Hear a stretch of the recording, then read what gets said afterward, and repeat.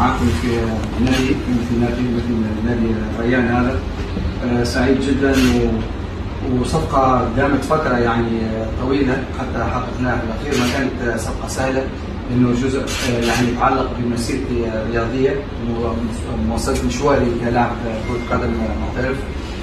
جزيل الشكر للشيخ وعلى صبره ودعمه الواصل ورغبته الكبيرة في انضمامي للنادي وما قدمه لي يعني عشان أكون جزء من نادي الريان. فخور جدا بانضمامي لهذا النادي الكبير، وان شاء الله احاول يعني في المستقبل ان اقدم افضل جهودي وافضل ما عندي لمثل النادي الريان افضل تمثيل والفوز بالالقاب ان شاء الله في المستقبل معنا في الريان.